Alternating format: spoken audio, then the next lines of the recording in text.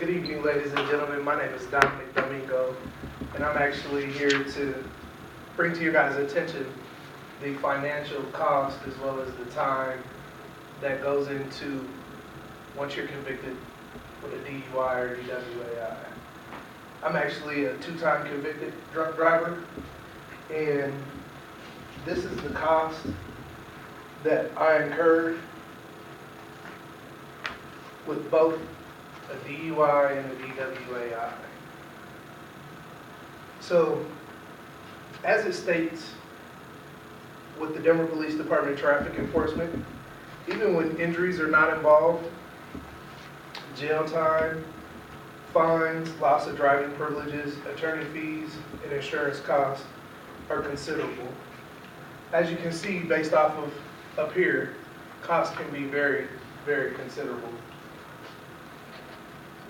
When it comes to Merriam-Webster's dictionary, the definition of cost is to cause, pay, suffer, or loss.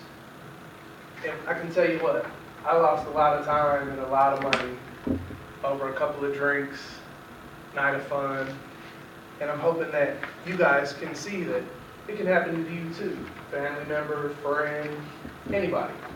Because as you all know, we like to go out and, have fun, have some drinks with family and friends, and not even think twice about getting in the car and driving. We've all done it, even with one beer, 2 beers.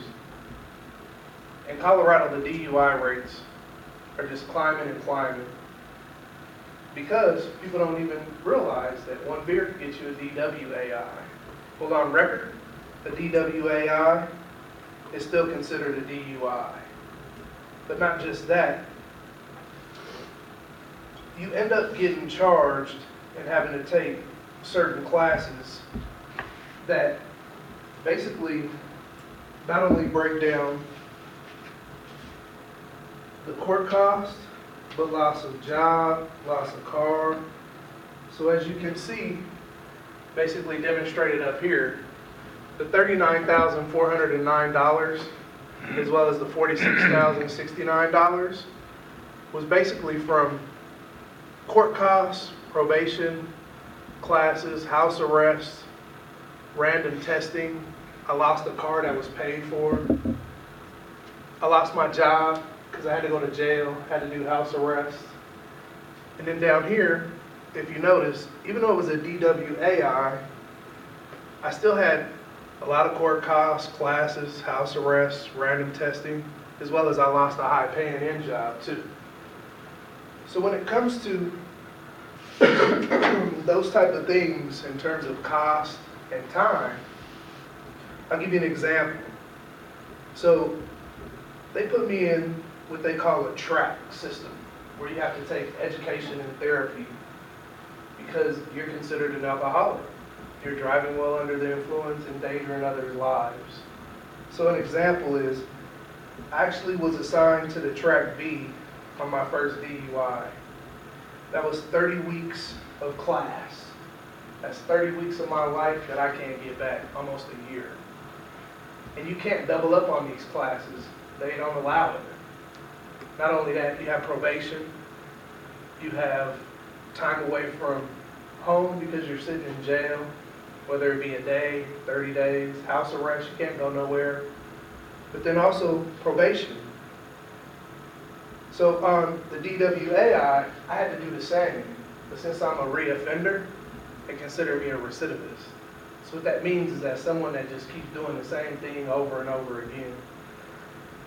So although it was a DWAI, which is lower than a DUI, they increased my classes to track C, which was 46 weeks. And when you do the math, there's only 52 weeks in a year. So if you notice, I'm doing more classes and spending more time. I had 2 years of probation on the first one, 3 years on the second one. When you go to places like the Aurora Center for Treatment, they break down everything in terms of class level, tracks, as well as they look at what the courts want you to do. So I would hope that you guys will really think twice before drinking and driving, because you can end up in the situations that I did. I lost my job, I had to go to jail, I had to pay a lot of upfront costs too. When you hire a lawyer, they want monies up front a lot of times. It's not, oh, can I make payments? It's like, no, I'm trying to protect you in court. I want my money up front. So hopefully, you guys are all convinced that all of you can avoid the avoid the time that it will cost you, as well as the financial cost that it's going to cost in the long run to just go out and have a night of partying with your friends and say, you know what, I can still go out and have a night of partying with my friends, but I think I'll call a cab instead. I think I'll find a designated driver. So hopefully you guys learn from my real life experience, and please don't drink and drive. Thank you.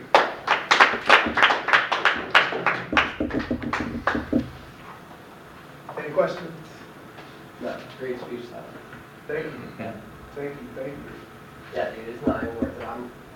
I got into some stuff a couple years ago, and I'm still on probation for it. So yeah, I totally agree with it. It's not even worth the time. Yeah, it's crazy because when you're out partying, you don't think about it. Yeah, right. And it's like, we all do it. We all like to have fun. We all like to hang out. But the minute you get pulled over, that's it. And I tell you what, too, my driving record, there's a form of harassment, too, for people like me. It's because if a cop pulls up behind me, he follows me for a while.